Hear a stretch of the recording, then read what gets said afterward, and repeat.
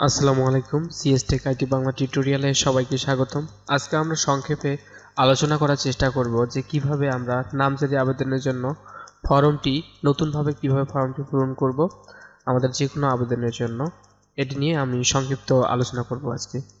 আগের ভিডিওতে দেখেছি আমি কিভাবে নামজারি আবেদনের জন্য রেজিস্ট্রেশন করতে হয় এবং কিভাবে কোড ফি কিনতে হয়, কিভাবে এনআইডি ভেরিফিকেশন করতে হয়। আজকে আমরা আলোচনা করছি কিভাবে আপনার ফর্মটি যথানিয়মে পূরণ করবেন এবং কি কি তথ্য দিয়ে আপনারা পূরণ করবেন, কিভাবে দিবেন সে নিয়ে আমরা আজ আলোচনা করব আজকে। এজন্য আমরা প্রোফাইলের ড্যাশবোর্ড থেকে মিউটেশন যে অপশনটি রয়েছে এখানে ক্লিক করব এবং সরাসরি আবেদন করব। আমি কোড ফিটি প্রবেশ করিয়ে নিয়েছি। এখানে কিভাবে মালিকানা অর্জন করেছেন সেটি দিতে হবে। আমি ক্রয় সূত্রে দিচ্ছি, আমার যেহেতু এটি ক্রয় সূত্রে। দ্বিতীয় অপশনটি রয়েছে আপনি কি প্রতিনিধির মাধ্যমে আবেদন করছেন, সেটি যদি আপনি প্রতিনিধির মাধ্যমে আবেদন করতে চান সেই প্রতিনিধি সিলেক্ট করে প্রতিনিধির এনআইডি কার্ডের তথ্য দিয়ে আপনারা আবেদন করতে পারবেন। তো আমি যেহেতু নিজেই আবেদন করছি সেহেতু আমি প্রতিনিধি সিলেক্ট করলাম না। এরপরের যে অপশনটি রয়েছে আবেদনকারী এবং গ্রহীতা একই কিনা, যেহেতু আমারটি একই সেহেতু একক সিলেক্ট করে দিলাম এবং আপনাদের যদি যৌথ থাকে সেক্ষেত্রে যৌথ সিলেক্ট করে তাদের তথ্যগুলো দিয়ে দিবেন। এরপরে তথ্য দিন অংশে ক্লিক করে জাতীয় পরিচয়পত্র অথবা জন্ম নিবন্ধন কার্ডের তথ্য এখানে দিয়ে দিতে হবে।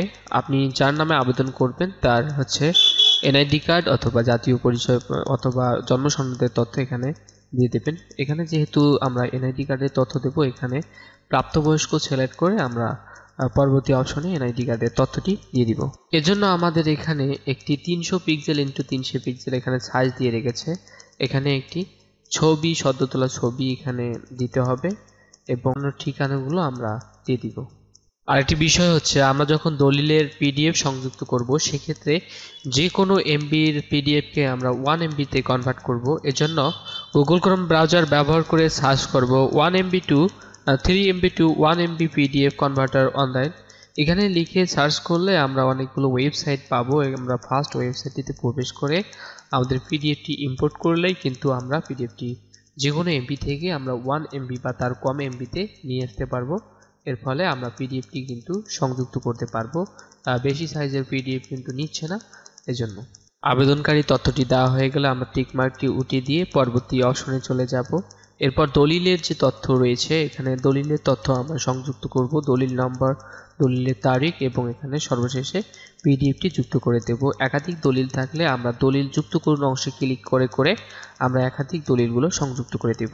পর 4.2 আমরা আমাদের ঠিকানাগুলো, মোট ঠিকানা এবং মৌজাটি সিলেক্ট করে দেব এবং জমি তথ্য সংযুক্ত করুন এই বাটনে ক্লিক করে আমাদের জমি তথ্যগুলো সংযুক্ত করতে হবে। এই সেকশনে আমরা জমি তথ্য সংযুক্ত করুন স্থানে আমরা দলিলটি সিলেক্ট করে দিব, আমরা যে দলিল নাম্বারটি দিয়েছিলাম।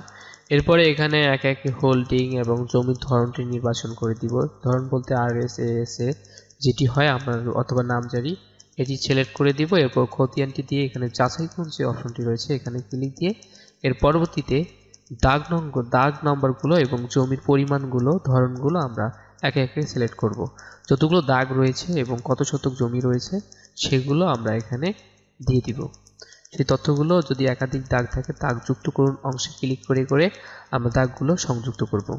জমির তথ্য সংযুক্ত করার পর আমাদের যে খতিয়ানগুলো রয়েছে খতিয়ানের দাতা তথ্যগুলো আমরা এখানে দিয়ে দিব। একাধিক খতিয়ান থাকলে একাধিক যেহেতু দাতা হবে সেগুলো আমরা দাতা তথ্যগুলো সিলেক্ট করে দিব এবং এখানে পিতার নাম, মাতার নাম, যে তথ্যগুলো এখানে চাচ্ছে সেগুলো আমরা সঠিকভাবে দেওয়ার চেষ্টা করব এবং সঠিকভাবে দিয়ে এখানে সাবমিট করে দিব।